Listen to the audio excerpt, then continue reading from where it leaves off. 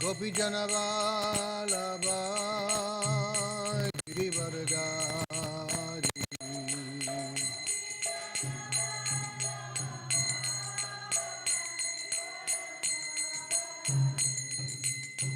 Gopijana Vallabha Girivaradari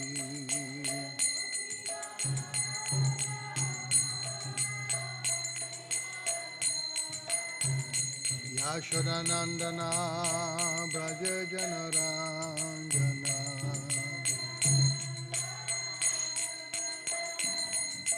Yashodanandana Braja Janaranjana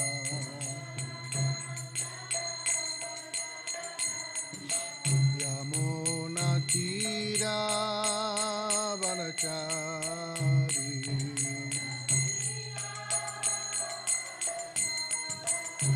Yamuna Tira Vanachari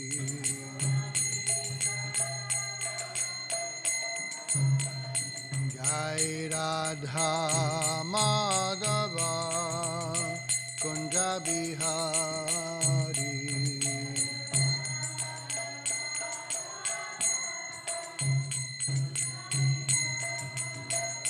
Jai Radha Madhava Kunja Bihari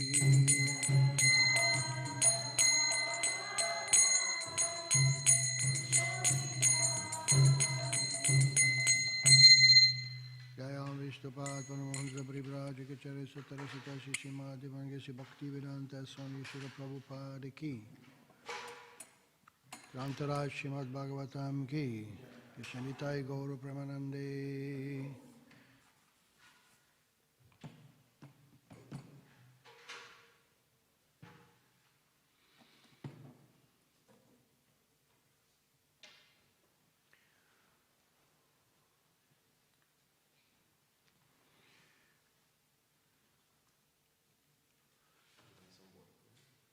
Excuse me? No. Thank you.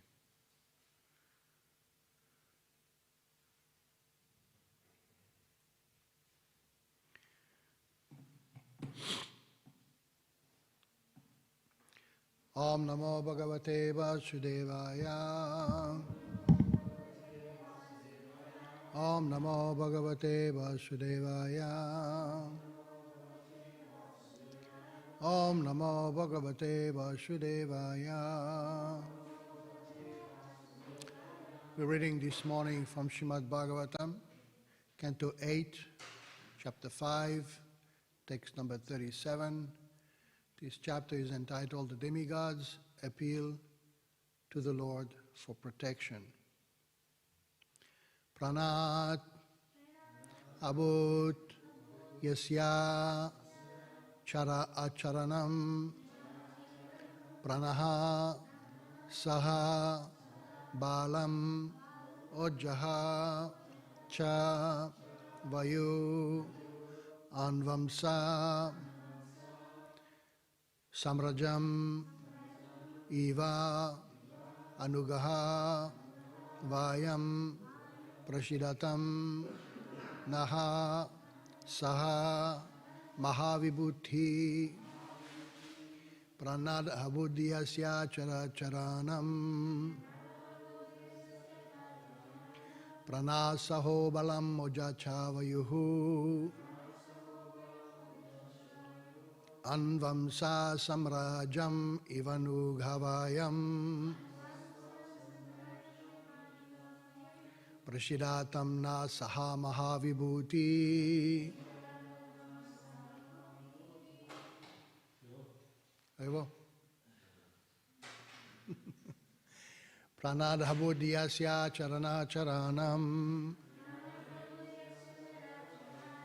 Pranasaho Balam Mojaschavayuhu Anvamsa Sarajaham Venugavayam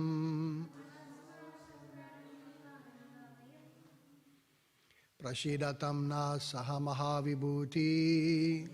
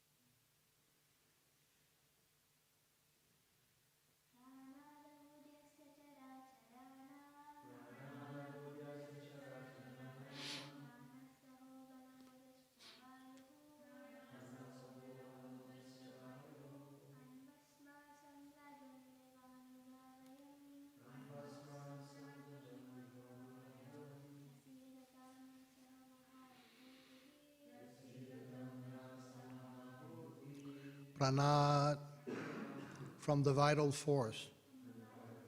Abhut, generated. Yasya, of whom. Chara-acharanam, of all living entities, moving and non-moving. Pranaha, the vital force. Saha, the basic principle of life. Balam, strength. Ojaha, the vital force. Cha, and. Vayuhu, the air. Anvamsa, anvasma, follow. Samrajam, an emperor. Eva, like. Anugaha, followers. Vayam, all of us. Prashidatam, may be pleased. Naha, upon us. Saha, he. Mahavibhuti, the supremely powerful. Translation. All living entities, moving and non-moving, receive their vital force, their bodily strength, and their very lives from the air. All of us follow the air for our vital force, exactly as servants follow an emperor. The vital force of air is generated from the original vital force of the Supreme Personality of Godhead. May that Supreme Lord be pleased with us. Now, there's a series of verses that have no purport, so I'm going to keep reading, okay? Text 38. Shrotraddishu yasya ridas chakani prajajnire kham purushasya nibhya pranandriyatmanasu shrita ketaha prashidatam na saha mahavibhuti. Translation. May the Supremely Powerful Personality of Godhead be pleased with us. The different directions are generated from the ears. The holes of the body come from his heart. And the vital force, the senses, the mind, the air within the body, and the ether, which is the shelter of the body, come from his navel. Text 39. Balan Mahendras Tridasha Prasadan Manyor Girisho Dishanad Virchichaha Kebyastu Chandbamsi Rishayo Midratakaha Prashidatam na Samaha Vibhuti. Translation. Mahendra, the king of heaven, was generated from the prowess of the Lord. The demigods were generated from the mercy of the Lord.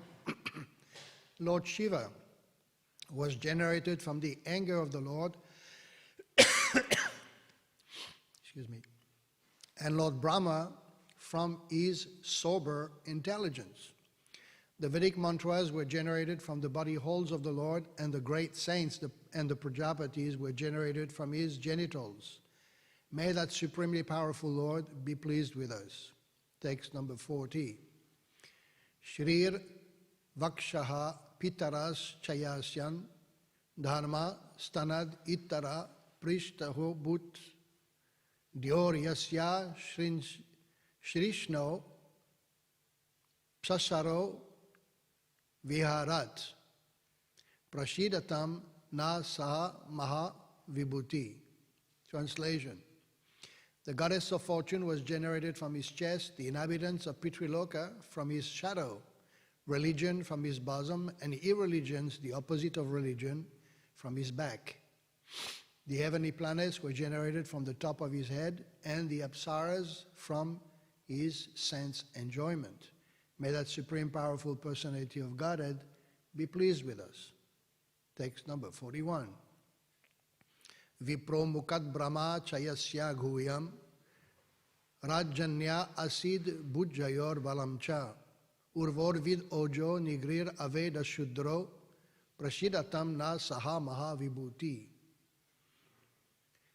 Translation. The Brahmanas and Vedic knowledge come from the mouth of the Supreme Personality of Godhead.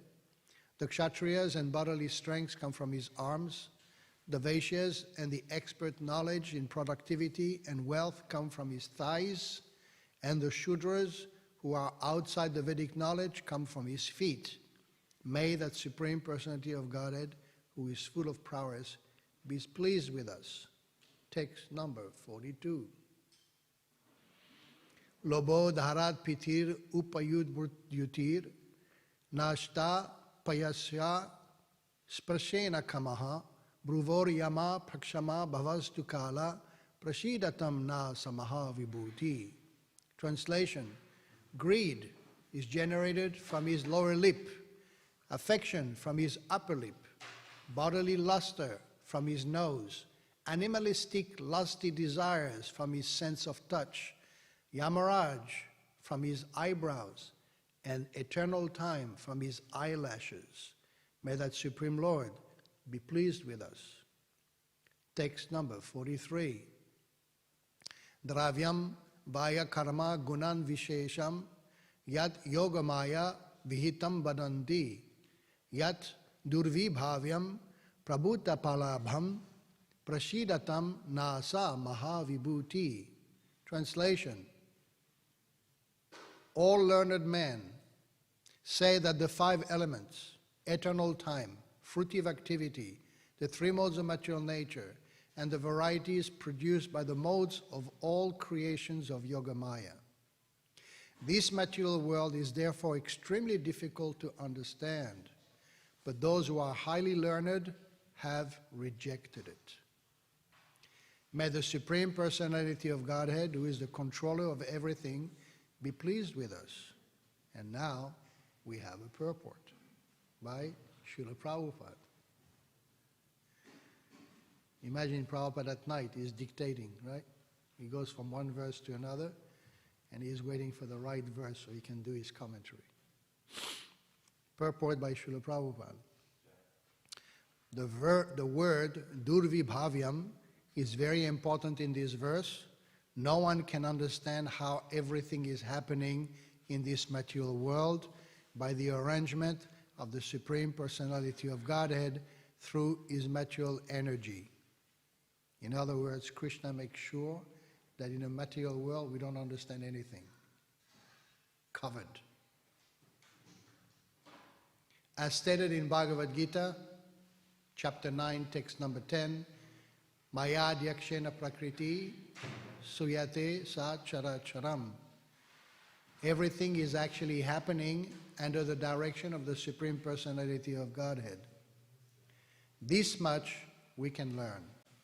But how it is happening is extremely difficult to understand. We cannot even understand how the affairs within our body are systematically taking place. The body is a small universe, and since we cannot understand how things are happening in this small universe, how can we understand the affairs of the bigger universe? Actually, this universe is very difficult to understand, yet learned sages have advised, as Krishna has also advised, that this material world is dukhalayam ashashvatam, temporary and miserable. This is from Bhagavad Gita, chapter 8, text number 15. In other words, it is a place of misery and temporality. One must give up this world and go back home, back to the personality of Godhead. Materialists may argue, if this material world and its affairs are impossible to understand, how can we reject it?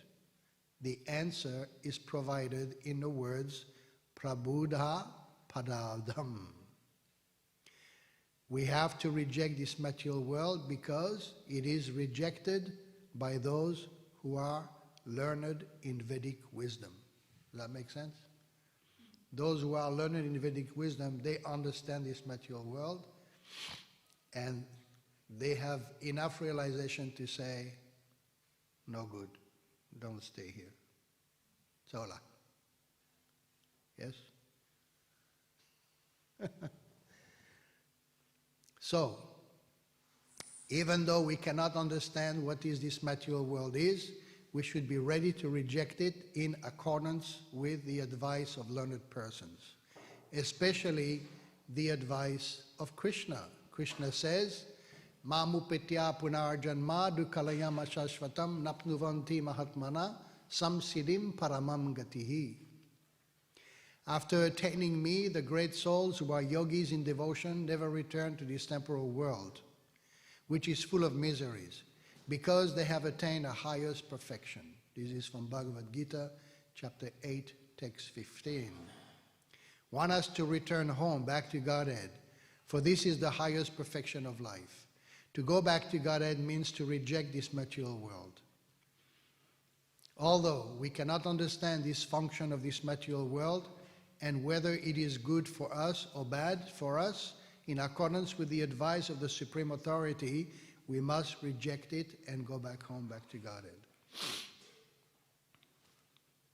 Om Ajnana Timirandasya Jananjana Shalakaya Chakshurun Militam Jena Tasmai Shri Gurave Namaha Sri Chaitanya Manobhishtam Stapitam Jena Bhutale Shayam Rupa Kadamayam Dadati Swapanantikam Om Vishnupadaya Krishna Pristaya Bhutale Shumati Bhaktivedanta Swami Niti Namine Namaste Saraswati Deve Gauravani Pracharine Nirvishesha Sunyavadi Paschachadesha Tarine Jai Sri Krishna Chaitanya Prabhu Nityananda Shri Advaita Gadadhar Shivasadi Gaura Bhaktavrinda Hare Krishna Krishna Krishna Hare Hare Hare Rama Rama Rama Hare Hare. Morning everyone. 大家好. So, all these verses that we just read are practically word for word given in the third canto of Śrīmad Bhāgavatam during the process of creation, explained by Maitreya Rishi to Vidura. Some of these explanation is also found in the second canto of Śrīmad Bhāgavatam. And when Shukadeva Goswami began to answer Maharshi Parikshit's first question, which was, what is the duty of all men, and especially for one who is about to die? That question was put forward at the end of the first canto. Immediately at the beginning of the second canto, Shukadeva Goswami answers that question, which is basically that one should just spend time hearing and chanting the holy name of Krishna. After that, he begins to go into the explanation of the super soul within the heart and the authorities of the Vedas and the process of creation. And you wonder why he is not expanding on the whole idea of hearing and chanting. Well, it's very simple, because the sages who were assembled at that time, not all of them were on the Mahabhagavat platform. And of course, Shukadeva Goswami was very much aware that when he was speaking to Maharshi Parikshit and addressing the sages, he was also addressing all the future generations of human beings that are going to come up in Kali Yuga. Therefore, unless we understand the basic principle of the mechanism of this material world, then how is it possible, as Prabhupada mentioned nicely in the Purport, if you can't understand even yourself, how can you understand something bigger? First, you have to understand how this body functions, why this body functions, what is the purpose of this body, what is the purpose of life, and then you can move forward. But if you don't understand this basic principle, you'll never understand why this cosmic creation is taking place. So, we have here basically a description of the universal form of the Lord. This universal form is not a person as such. It's not that Krishna takes a form. It's a visual imagination of the amalgamation of all the material ingredients that creates a universal form. And Prabhupada explained that this universal form is for the neophyte or the spiritual seekers who try to imagine something greater than themselves. So the head of the Supreme Lord, the shoulders, the arm, the chest, the legs, the feet, the mind, the eyesight, the mouth, the nose, the ears, the heart, the breathing. And you can have some sort of an idea of the greatness of the Supreme Personality of Godhead. But that greatness is only one aspect of the Supreme Lord's energy in this material world. Because Krishna, to the eyes of the devotee, is much, much greater than that. Prabhupada gives a very simple example when he presents the concepts of rasa. And he says, when Nanda Maharaj asked Krishna, bring me my shoes, Krishna can hardly walk, he's just a little toddler. He picks up the shoes of his father, but he struggles to carry them because they're heavy. Only a few years later, the same Krishna lifts Govardhan Hill. How do you figure this out? Well, there's no need to figure anything out, because the reason why Krishna does what he does is for the pleasure of his devotee. And that's the real greatness of Krishna, that he gives pleasure to his devotee and he reciprocates according to the love that they give him. So this universal form is not something that we worship, even though some people do worship this universal form, but there's no relationship taking place. So Prabhupada also gives the example, quoting the Śrīmad Bhāgavatam, that if you want to have an idea of the greatness of God, look at the mountains, look at the ocean, look at the sunrise, look at the sunset, look at the forest, look at those beautiful sceneries, even look at the people. You'll find some beautiful aspects of Krishna's energy. You know, when people go hiking in the Himalayas, they just like... I remember one time I went in 1982. I went trekking from Pokhara, you know, it's Pokhara in Nepal, all the way to Muktinath. Now you can drive there or you can fly there. I walked, and I walked back. I spent 1 month. At every turn, I was like, wow, how is this possible? How can there be such beauty? So you can be enamored, you can be overwhelmed by power, by beauty, by strength, by knowledge, by fame, by renunciation. And it gives you just a little idea of Krishna's power. So, chapter 10 of Bhagavad Gita is entitled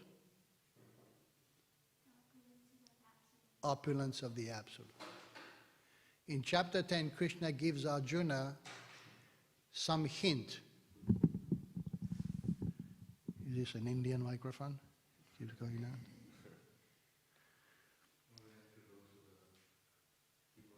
on? Yeah. So in the Bhagavad Gita, Krishna gives Arjuna some hint of his beauty and his opulence in this material world. And what does he say at the end of chapter 10? He said, this is just a spark, you know, of my splendor.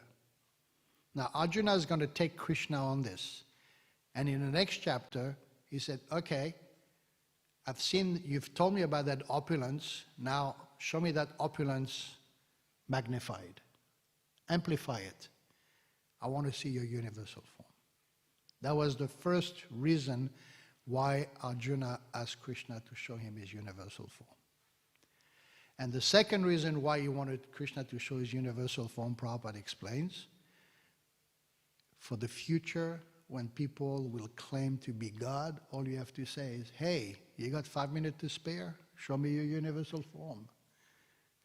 If you can't show me your universal form, go home and read some books.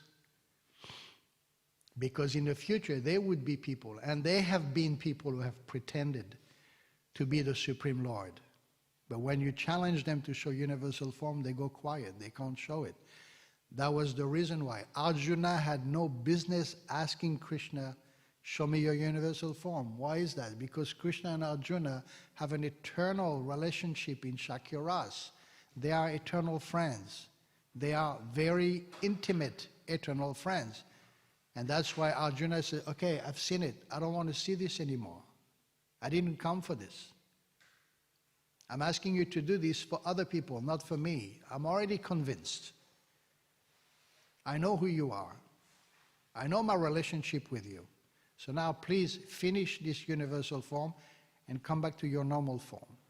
Krishna went from the universal form to the form form. He says, no, I don't want that one. I want the real one. Krishna says, let it be so. And he came back into his form, his two-arm forms. And Arjuna even apologized. He says, wow, I'm so sorry. Now I've seen who you are. We lie down on the same bed. We ate from the same plate. We joke together. I'm sorry, I apologize. He was overwhelmed by the opulence of Krishna. But ultimately Arjuna understood his relationship with Krishna is based on pure, unalloyed friendship, which means pure love. So Krishna actually showed his universal form how many times? How many times? One time only? In Krishna's presence 5,000 years ago, he showed his universal form 5 times. And then he showed his universal form again another time 500 years ago. Each time for a different purpose. Each time to respond to the desire of his devotee. Even though the devotee is actually not interested. The devotee already has Krishna. The devotee is smothered of pure love, intimacy. Why does the devotee need to see the universal form? Just like Prabhupada was walking on the beach in Los Angeles. He was with the devotees. They had a kirtan. And at the end Prabhupada said, Pacific Ocean ki jai. Because he understood this is one aspect of the beauty of the Supreme Lord. Krishna showed his universal form twice to Mother Yashoda. Once when he was very, very, very little, younger than you, and he was yawning. It was like, whoa, what's this? And she got bewildered. But this is not the universal form that Arjuna saw. Arjuna saw disaster, soldiers being crushed, devastation. It was ugly, okay?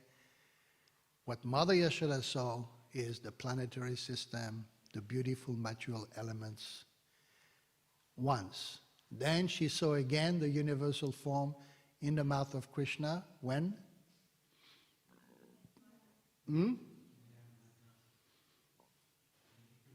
Matti. Yeah, when he was accused of eating dirt, right? Kids do that. Do you do that?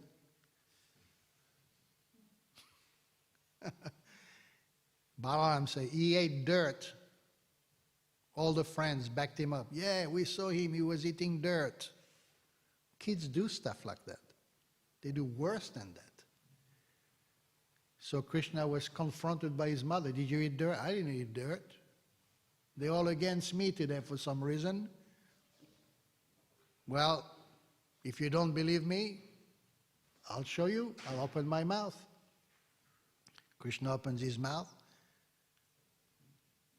Mother Yashoda again, she saw the entire cosmic manifestation. And she saw herself in his mouth, holding baby Krishna. So, okay, don't do it again. Go and play. She's thinking, who is my son? What was the purpose for Krishna to do this? He wanted to bring his mother closer to him. That she was overwhelmed that not only my son is such a beautiful little child, but he is also very unusual. he has mystic powers. It was the same thing after Krishna lifted Govardhan Hill. When he put the hill down on the ground, the Brijbasis went to see Nanda Maharaj and they said, look, we saw what happened for 7 days, so don't tell us that Krishna is just your little son. He must be the Supreme Personality of Godhead. And Nanda Maharaj argued with her. He said, oh, really? Well, when he passes urine on the floor, you think he's the Supreme Lord? When he goes into the other homes and pinches the babies to make them cry, you think he's the Supreme Lord?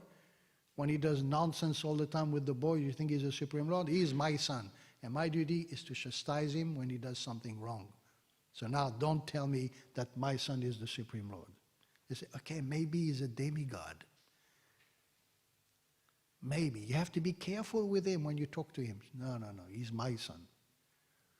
And Prabhupada explains, he said, because Mother Yashoda and Nanda Maharaj wanted to have a son, Krishna appeared to them as a son so he can be chastised. To fulfill the desire of the devotee. Parents, they don't like to chastise children. I mean, maybe some do, but it's not really what they want.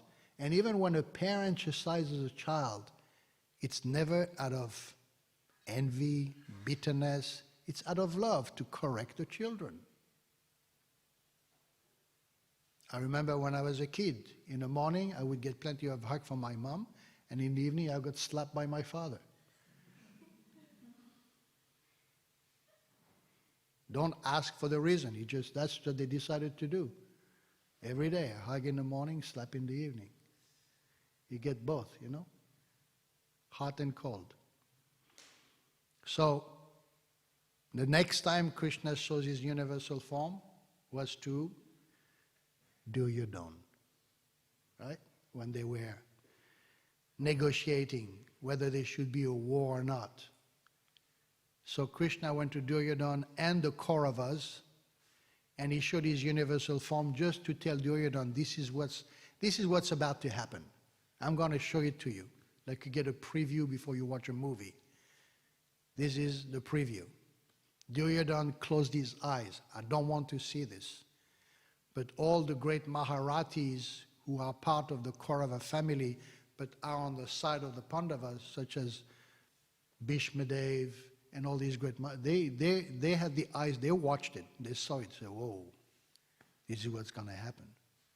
Then the next time was when Krishna shows his universal form to Arjuna, and then one more time, after the battlefield of Kurukshetra, when Krishna went down to Dwarka, he stopped halfway, and he met one devotee called Uttanka. Is that his name? Uttanka.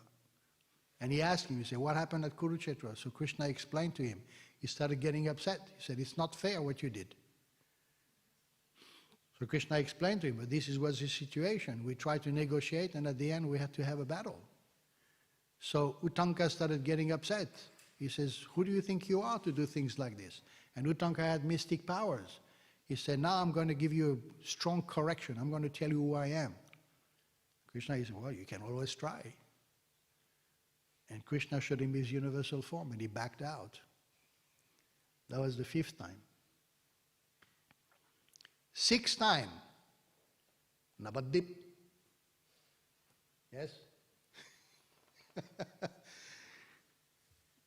We have been for the last 12 months in China completely immersed in Sri Chaitanya Bhagavat.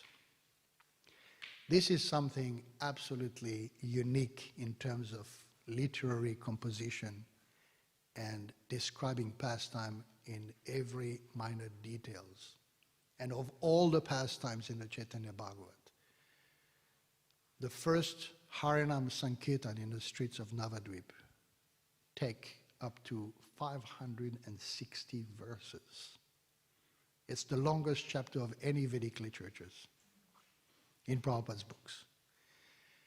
So it describes the procession in every detail. It doesn't describe the conversation with the Chankazi. That is given by Krishnadas Kaviraj Goswami in the Chaitanya Charitamrita. But after the procession ended, Lord Chaitanya went to the home of Kalavesha Sridhar. And that's where the pastime took place, when he was drinking from the broken metal pot, which is very, very significant, how Lord Chaitanya gave an opportunity to glorify his devotee, and he was prepared to do anything for his devotee. So after that pastime took place, Vrindavan Das Thakur moves on to describe the pastimes of Lord Chaitanya in madness of love for Krishna, constantly chanting the names of the residents of Vrindavan, glorifying Vrindavan, calling Gokul, Gokul, Gopi, Gopi, Nanda, Nanda, Braj, Braj, constantly falling on the ground, crying, shivering of the body, hair standing on end, always in feeling of intense separation from Krishna in Vrindavan. And when Advaita-Acharya sees this, he begins to dance. And he dances. And remember, Advaita-Acharya was 40 years older than Lord Chaitanya. He was not a young man. He began to dance for 6 hours, non-stop. Prabhu, 6 hours you can do? Because he's Navadibasi, that's why. Can. Even now, 6. Yeah. More. Last year, the New Year's Eve right now, 4 hours. No bhajan, full on. Jumping, dancing, spinning, falling on the ground, unconscious. Prabhu is unconscious. Haribo, Haribo. So Advaita-Acharya non-stop, the devotees were worried, when is he going to stop? And then he crashed on the ground. And he's feeling this feeling of separation, also from Vrindavan. And it's very unusual because Advaita-Acharya is Mahavishnu. Why would he have this feeling of separation from Vrindavan? He was in the mood of a gopi. But don't forget, Advaita-Acharya is the mastermind who brought Lord Chaitanya to come. He is the one who actually directs Lord Chaitanya throughout all his pastimes. And he is the one who gives his blessing for Lord Chaitanya to finish his life in madness of separation from Krishna. He is at every step of Lord Chaitanya's life. So why is he doing this? He wants to get the attention. So Lord Chaitanya is at home and he hears what's going on, because this takes place not on the marketplace, this always takes place at the house of Śrīvāda Thakur. This is not something that you exhibit in public. So Advaita-Acharya is at the house of Śrīvāda Thakur, and he's spinning and spinning and dancing and falling, boom, unconscious. Lord Chaitanya goes there. He says, what's going on? What do you want? And Advaita-Acharya looks at Lord Chaitanya. He says, I want you. He said, okay, I'm here. You have me. No, I want you. He said, okay, you have me completely, 100%. I'm yours. And Advaita-Acharya places his request. He says, I want to see the same form that you showed Arjuna. Rasarani's beautiful painting. Yes? See that?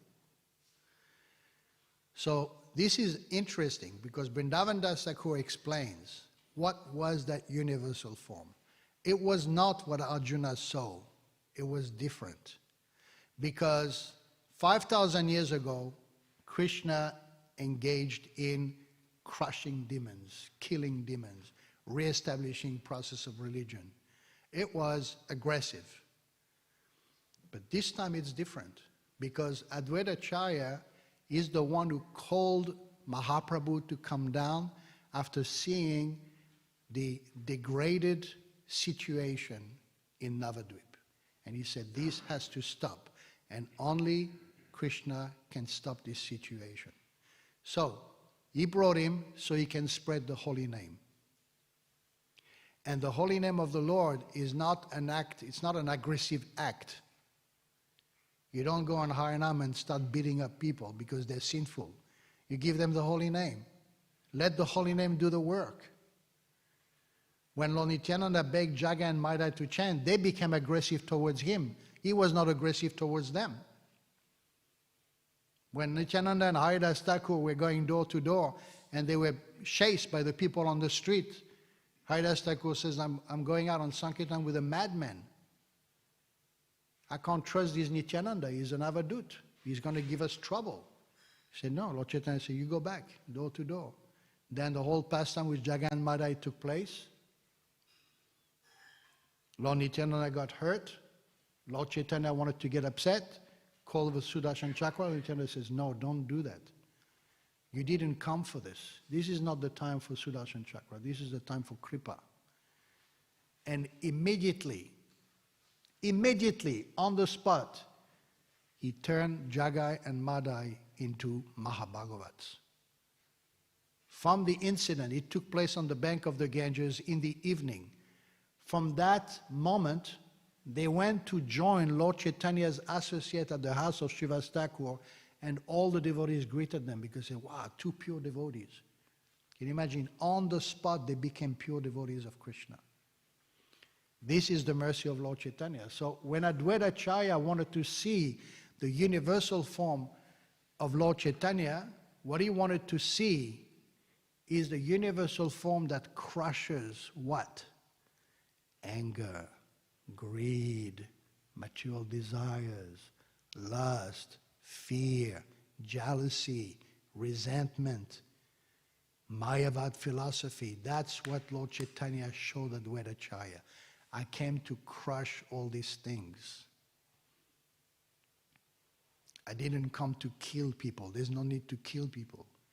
I came to destroy the bad habits of the conditioned souls. I came to remove all the sinful activities of the people of Kali Yuga. That's the reason why I came. So he showed. Now, who was walking down the street at the same time? Lord Nityananda. And because he is the super soul, he knew something is going on inside. So he didn't knock on the door and say, can I come in and see what's going on? He just opened the door, walked in. And he joined in with Advaita-acharya. And both of them had the darshan of Krishna's universal form. And they embraced each other. They were so happy to see that it's confirmed. Mahaprabhu came to save the people. Not to destroy them, but to destroy their material desires. So they were so joyful, they were so appreciative of Mahaprabhu's mercy in showing them that vision.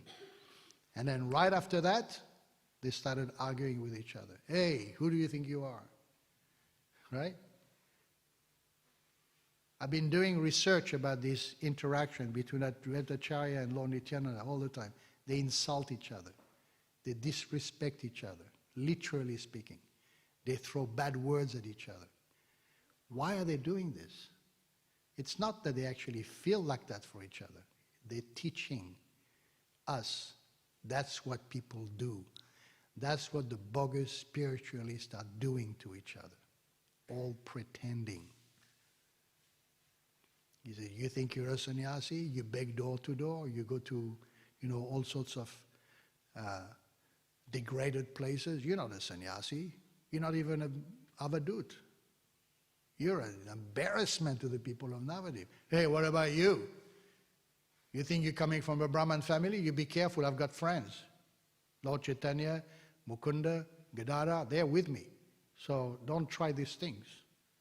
Back and forth, back and forth.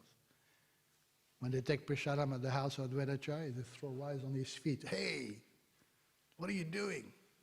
When they're in Jagannath Puri, they take prasadam together, they start big argument with each other. Actually, they're teaching us. This is what people do. This is their mentality, and don't do that. So this universal form of the Lord can come in many different ways based on the desire of the devotee. Now the question comes, Do we have a desire to see the universal form of the Lord?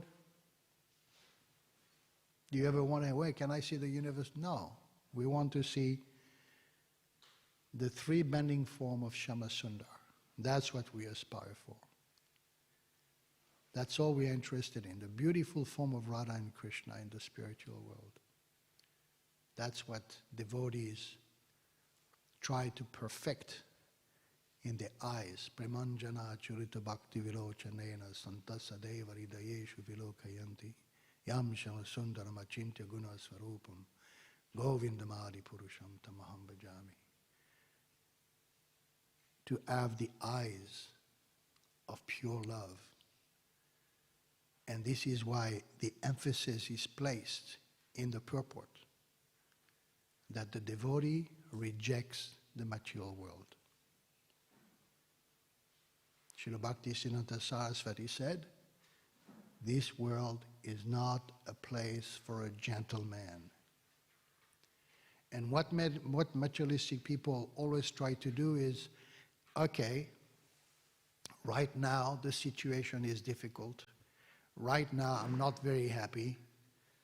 Right now, I'm going through some hardships, but it will end at some point. It will get better. People always say, it'll get better, it'll get better. But the fact is that it gets worse all the time. And you can't undo this. Why? Because karma gets very, very complicated. You can't undo these things. It sits in the subconscious, as we know. You have a material desire, you plant a seed. Then by cultivating that desire, the seed begins to sprout. And you continue to cultivate that desire, fruits and flowers begin to bloom, and you reap the result of your desires. You can't control it. The only way to control it is when you change the course of your journey in this world that stops the karma. We talked about it the other day, the fan spinning, yes? You change the course, no more karma. Now it's Krishna consciousness. And even Prabhupada says, even if you stop at some point in your life, you will be able to continue in the future. And you start where you left off. You don't lose the credit like you lose money in the bank. Whatever progress you make, it's for eternal credit. Of course, the best is to finish the business in this lifetime. Prabhupada said to the devotees, don't stay here. It's a nasty place. Don't stay here. He says, go back quickly. The connotation of going back is also quite complex. Devotees often ask that question. What does that mean to go back? Prabhupada says, we must reject it and go back home, back to Godhead.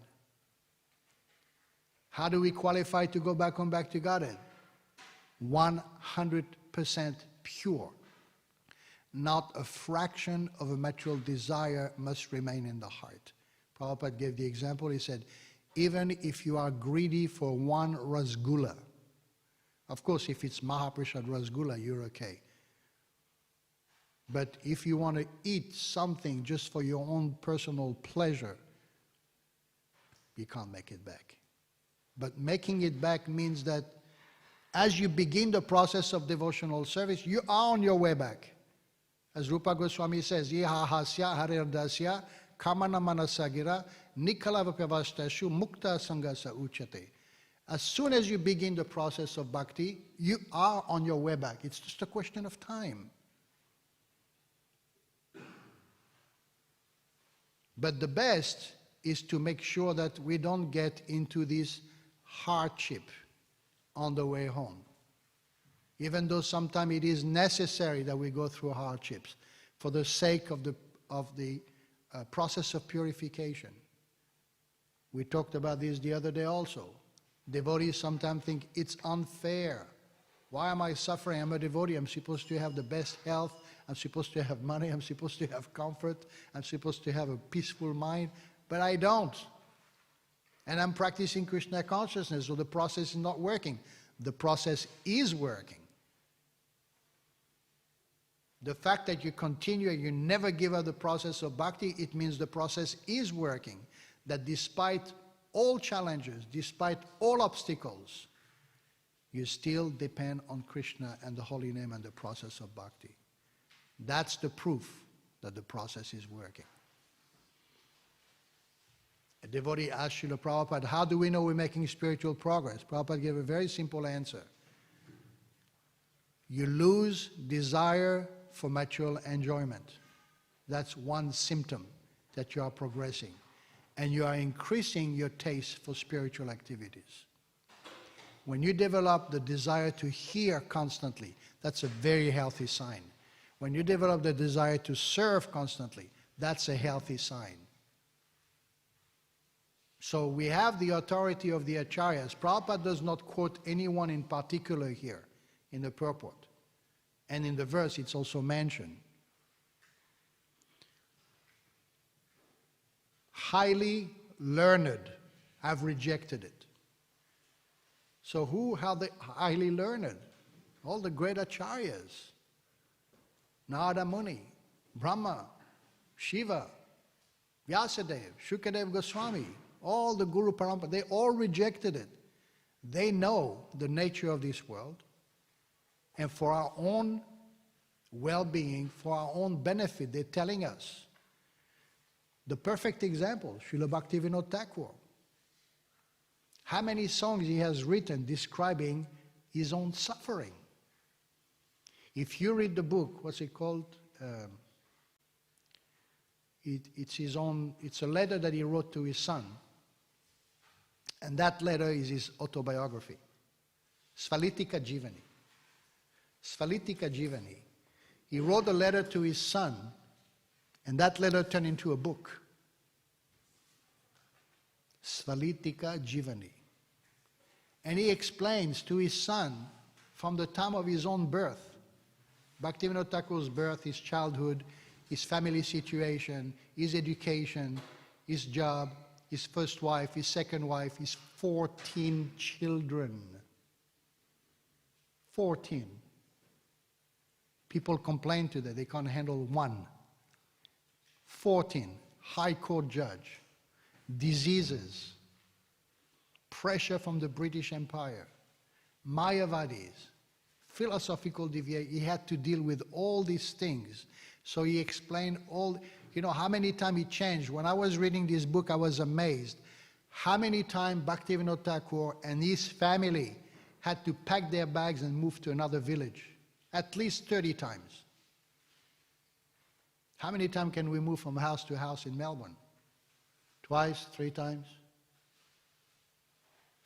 Constantly moving because of his work, or because of a famine, or because of cholera, or because of epidemic, kept moving from one place to another. Who can go through this? And he wrote so many songs. There's this book, Gitavali and Sharanagati.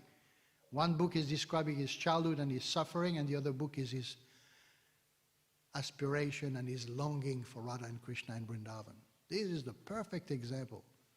How even an Acharya himself went through so much suffering, but knew perfectly well how to conduct his daily life so he can always remain Krishna conscious. We have to study the Acharyas because they are in this world for our benefit. They have no business being here. They are all manjaris in the spiritual world. Why would they come here? To teach us. Rupa and Sanatan, they were multi-billionaires. Raghunath Das Goswami was a multi-billionaire. They had land, they had power, they had control. Boom, give everything up. Little gamsha, kopin, one roti, finished. No home, no money, no address, living under the trees. Prabhupada said they were sickly, they were frail. Imagine winter in Vrindavan. It's not like in Vrindavan 500 years ago, it was nice and warm and 25 degrees. No, it was freezing. And they had no home. They were living under the trees. Today there are many people, if you go on the Govardhan Parikram, so many people have no home. Nighttime, they just lie on the path of the road, they put a blanket, and they just sleep there with a little wood fire burning to keep them warm. They complain? No. You walk past, Radhe Radhe. They understand. There is something higher. Sometimes you have tourists, they come to the dam, they say, oh, these people are so poor, they're dirty, they're skinny. What's wrong with these people? They're not being fed, they have no money. What kind of life is that? Well, this is the life. Who is prepared to do that? Go to Radha Kun, Radhe Radhe Baba, Radhe Radhe. You get, you smile. You don't get, you smile. No difference. You give me, you don't give me, no problem. Everything is up to Krishna. So we follow in the footsteps of these amazing devotees and we learn how to make the best use of this lifetime. And gradually, of course, when we're young, we always think, hey, I've got time for this stuff, you know. When I'm 75, I'll get really serious. Devotees used to go to the home of the Indian families in India to make life members. So, Gita, I have Gita, I know Gita. Gita I know very well. Every shlok I know. They didn't know anything, they never opened the book. Then they say, so, you are 50 now, you should move to the ashram. You know, he said, no, first, kids have to get married. Okay, you go back 5 years later, the kids are married, so now you can move to the ashram. Now the grandchildren is coming. I have to look after the grandchildren. When I'm very old, I will come. They never come. They never come. So attached, you have to pull them out. Enough, you're going to take another birth. You already have the piety. You're born with that piety in your veins. All you have to do is just get into the process of bhakti. You're home. Finished. No need to hang around here. Hare Krishna. Any questions? Is that the time when you normally finish? No? You finish at 9? Huh? I don't like to speak long. I have a question. Yes, Prabhuji. Prabhu Ki. How are you? I haven't seen you for a long time. I see you all the time. Where? On Facebook. Lucky I have a face. Can you give an example or, in the south of India, they always say Vishnu is the supreme. And we say Krishna is the supreme. Is there any example or from the Bhagavad Gita how Krishna shows, tell he is the supreme, or can you explain a little bit that Krishna is the source of everything? Not even though Vishnu is Krishna's also, but how is Krishna is the supreme and not Vishnu? Well, there are many verses like Aham Savrasya Prabhava Matak Savam Pavartate Iti Bhada Bhajante Mam Buddhava Samanvita. In chapter 10, Krishna explained that he is the source of everything, he is the creator of everything. Actually, they are the verses that Prabhupada quotes. I was looking at this morning, the verses from chapter 10, from the beginning all the way to the chapter 9, sorry. The first 10 verses of chapter 9, Krishna really establishes himself. The whole cosmic order is under me. Under my will it is automatically manifested, and again under my will it is annihilated at the end. So there are quite a few verses in the Bhagavad Gita that shows the person, the intimate relationship with Krishna actually hidden in the Bhagavad. They are there, but they're actually hidden. You have to look into the verses that explain that Krishna is actually only interested in this pure rasa with his devotee. Otherwise, most of the Gita is about Krishna as being the master of everything, the creator of everything, the controller of everything. So, in South India, you have the Ramanujas, you have the Madhvas, right? So what is their sadhana? Their sadhana is Vaikuntha, right? And Prabhupada even explained, quoting Rupa Goswami in the Nectar of Devotion, he says, if you only perform Vedic Bhakti, if you're attached to rules and regulations because you think there's nothing beyond it, You're not going to make it to Goloka Vrindavan, you'll make it to Vaikuntha. Because that's the qualification. Follow rules and regulations. Awe and reverence. If you want to enter Goloka Vrindavan, you have to move to spontaneous love. You have to move to Raganuga Bhakti. That's the goal. But you need a spiritual master to coach you very carefully and to tell you now you can proceed carefully onto Raganuga Bhakti. If you do it on your own, it will be very artificial and there will be a fall down. So in South India, you have the different sampradayas. Their sadhana take us to Vaikuntha Loka. And in Vaikuntha Loka, you have Lakshmi Narayan, or all the different incarnations and expansions of Krishna in the spiritual world, and they are being served in Dasyaras, servitor mood. Awe and reverence. That's why, in Brihad Bhagavatamrita, when Gopakumara is in Vaikuntha, he's dressed as a cowherd boy. And the people, they say, what are you doing here? Well, I was told to come to Vaikuntha because I would see Krishna. He said, well, this is Lakshmi and Narayan.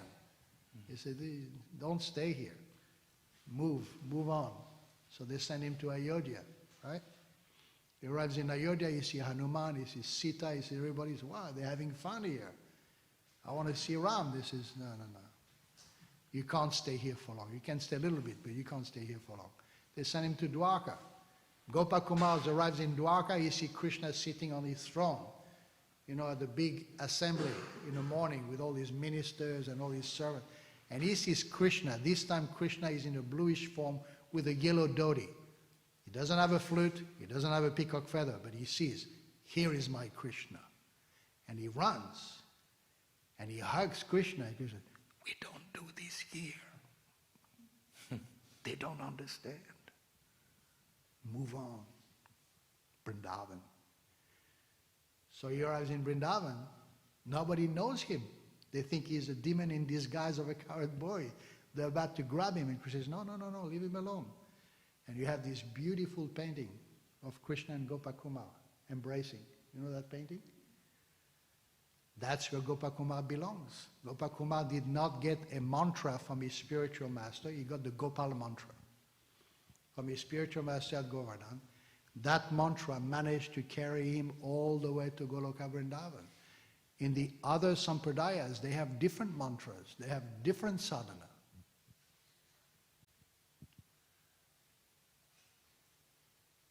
So Bhagavad Gita is Sambandha Gyan, the beginning. First we understand. That's what Prabhupada says here. First, we have to understand the opulence of Krishna, the power of Krishna. Begin with the universal form. Begin with that. What does it say in the second canto? The mountains are his bones, the trees and the grass are his hair, the rivers and the ocean are his veins, the sun and the moon are his eyes. Just to get an idea, but then you go beyond that. Hare Krishna. Anyone else?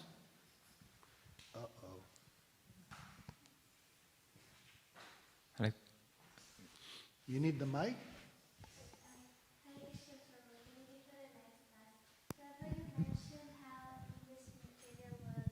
Like we should reject everything, but we sometimes hear in lectures that the impersonalists, they reject the material world, whereas devotees, they try to use everything material in the service of Lord Krishna. So how do we understand? Like, do we reject, do we adjust, or like, what do we do? What do we do? We take prasad. You see, recently I mentioned we have lectures on Chaitanya Bhagavat. When Lord Chaitanya was confronted by one student, the student went to Lord Chaitanya's home. Lord Chaitanya had already finished his school, but he knew the students for many years. So one student went to see him at his home, and as soon as he entered, he heard Lord Chaitanya say, Gopi, Gopi, Gopi. He got very upset. Why are you chanting Gopi, Gopi? You're supposed to chant Vedic mantras. What is this? And Lord Chaitanya says, you don't understand me. Well, why are you disturbing me? So they had a very heavy confrontation. And the students went to see the other students, And they plotted to beat up Lord Chaitanya. I say, who do you think he is? This Nimai of Nadia.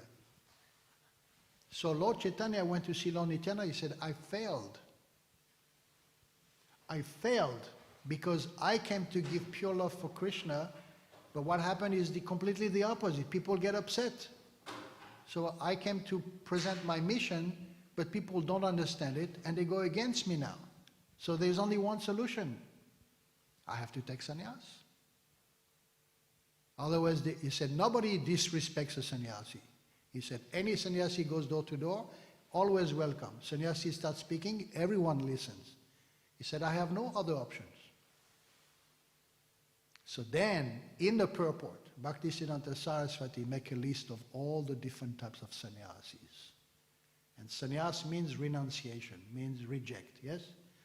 So he says there is the karma sannyasis, those who only choose certain things in their life and reject other things, which means they are detached, but they still have material desires.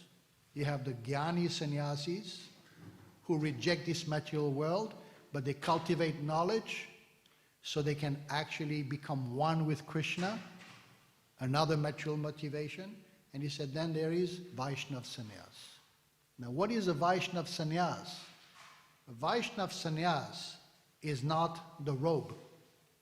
It's not the tilak, it's not the sika, it's not the Brahman thread. And Lord Chaitanya tells Lord Nityananda, no sika, no Brahman thread. He's going to shave up. He's going to lose his hair. And Lord Chaitanya has got beautiful hair. So Mahaprabhu explains, sannyas is in the heart. It's not external. And Bhaktisiddhanta Saraswati explains, he says, there are so many bogus pretenders who claim to be sannyasis, who claim to be gurus, who claim to be elevated. And behind closed doors, all sorts of hanky-panky is taking place. He said, this is not sannyas. Then he gives the example of the monkey. The monkey has no dress, the monkey has no home, jump from one tree to another to have business with the she-monkey. Then he gives the example of the sand and the water. You see the sand, it's completely dry. You dig a little bit and you touch the water. So externally people think and show that they are renounced, but in the heart they are very attached materially. So rejecting the material world as it is indicated in this verse is, it is not for your own pleasure. While you are here, you have a body, you have senses, you have a mind, you have material elements. You use everything in Krishna's service. This is sannyas. If you read some early letters to Srila Prabhupada from the devotees in those days, first everybody got married and then everybody took sannyas. That was the name of the game in those days. They thought, yeah, if I take sannyas, I'll be close to Prabhupada. So there's a letter Prabhupada writes. They say, you just got married a year ago. Why you want to be a sannyasi? You stay home with your wife, you worship the deities, you chant the holy name, you take prasadam, you read my books, you are a sannyasi. And in the early days it was like that. When everybody was sleeping upstairs. And all the Matajis were sleeping there, and all Prabhu sleeping there. Everybody was a sannyasi here. Men, women, children, everybody was a sannyasi. 24 hours a day. Everything dedicated to the deities and to the Sankirtan. This is rejecting. It's not mine. It belongs to Krishna. I don't reject this material world. I reject the desire to enjoy things for myself. That's what I reject. That's sannyas. So in that sense, you can use everything. Right? Bhaktisiddhanta Saraswati was criticized. In the purport of that particular pastime, Bhaktisiddhanta Saraswati gives his own example. He said, I started wearing shoes. Sannyasi don't wear shoes. I started wearing coat. Sannyasi don't wear coat. I started sitting at a beautiful table to have a nice meal. Sannyasis, they sit on the floor, they eat with their fingers. I used the car to go to Radha Kund. The Babajis were like, hey, who is this guy? Get him out of here. Purposely he did this to show yukta vairagya. I'm not here to enjoy a car, I'm not here to enjoy a pair of shoes, I'm not here to enjoy a nice jacket, I'm here to serve Krishna. And Prabhupada was the same. He said, this microphone, right, is just dull matter. Now this microphone is used in Krishna's service. That's renunciation. People use the microphone in a disco or to shout all sorts of things. We use the microphone to glorify Krishna. That's rejecting. Yes? Thank you, Prabhu. So now you know? Yes? Your school books, your japa beads, your bedroom, your photos, your friends, all connected to Krishna. Right? Yes, Ranchi? Hare Krishna, Prabhu. So I just want to ask like a basic question. Last night, my friend called me saying he feels unhappy naturally. If you what? Not happy, Oh, yeah. like unsatisfied every day. And he feels a little bit numb about his own emotions. And he asked me, do you have any like quick solutions to make me happy? And he knows what I do. I like practice Krishna consciousness, but he doesn't have such a taste. So I don't know how to share with him and how to maybe bring him closer to Krishna. Do you have any suggestions? Lord Chaitanya gave us 3 weapons. The holy name, the philosophy, and prasadam. You should always start with prasadam. Let the prasadam work their minds, their senses, their feelings. Prasadam does incredible amount of work. Once they get used to the prasadam, because prasadam is addictive. It's not a question of whether it's tasty or not, it's addictive because it's Krishna himself. Then they move on to the next step. Like you give them prasadam, the next time you are so unhappy, no, I'm fine. You got any more of that sweet? That's the next thing. So prasad, prasad, prasad, then the chanting. Oh, this is nice, this chanting. And then the questions begin. By that time, they don't have questions anymore. No, I'm fine, everything is good. My life is miserable, but who cares? I'm happy. Yes, that's how the process works. In China, always we start with the prasadam, no talk.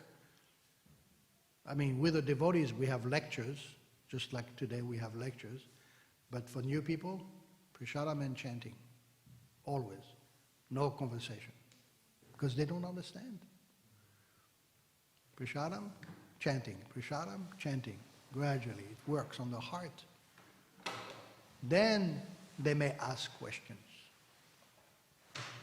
So we shouldn't worry about this, that we don't have the ability to fix people's problems. We shouldn't worry, just prasadam is enough. Prasadam and care show that I'm always there for you. I'm a friend, you can count on me. I'm not going to solve your problems, I'm not going to give you money to solve your issues.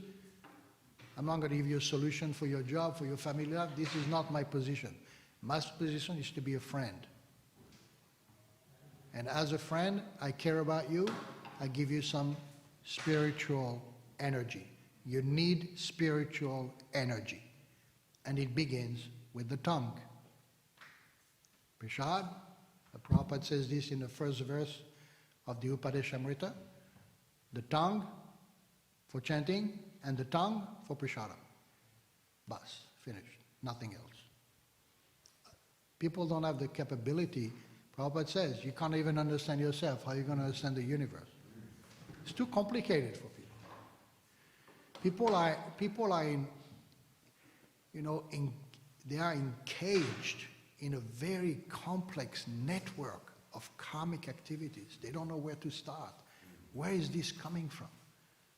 What am I doing here? Why this happened to me? You go, ooh, ooh, ooh. You think you found the source? No, it's actually over there. You got it wrong. What's happening to you is not because of this, because of this and this and this and this and this. And when you start talking, there's also stuff from past life, then you lose them completely. Past life, what's that? Oh yes, you got a load of karma that you're bringing with you into this world. And now you have to deal with it. It's impossible, you cannot control. So you begin with simple, spiritual, powerful energy. Krishna Prasadam. Prabhupada managed to literally paralyze this world. Imagine. Prabhupada paralyzed the entire world with Krishna Prasadam and the chanting. It's so simple, but it's so powerful. Do that. Thank you. Like devotees, they used to go on the street. One basket with little halva squares or sweet balls, and then a mantra card. You know how many people became devotees because of that? You go on the street, someone tap on your shoulder, hey, have one of those. Who are these people? And you got the card, Hare Krishna, Hare Krishna, Krishna. And on the back you have the address. Whew. Your life is finished. There was this devotee, well, he was the champion, national champion of ping pong in Israel. He went for a competition in Amsterdam. This is back in the late 70s. He goes to Amsterdam for competition with the Dutch team. He has a spare afternoon. He walks down the street in Amsterdam. Bing, Harinam party. They gave him one sweet bowl and a mantra card. He didn't turn up for the competition.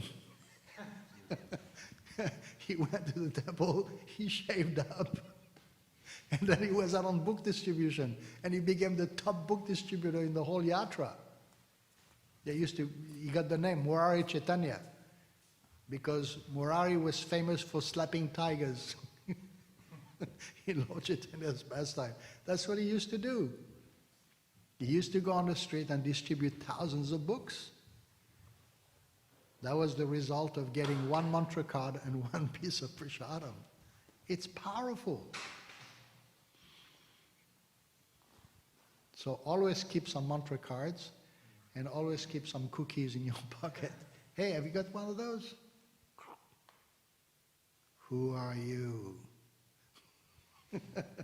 What do you want from me? Give me your soul. I want your soul. Hare Krishna. Okay, we'll finish now. Thank you very much. Grantara Śrīmad Bhāgavatam ki jai, Srila Prabhupada ki jai, Gaur Premanande, Hari Hari Bol.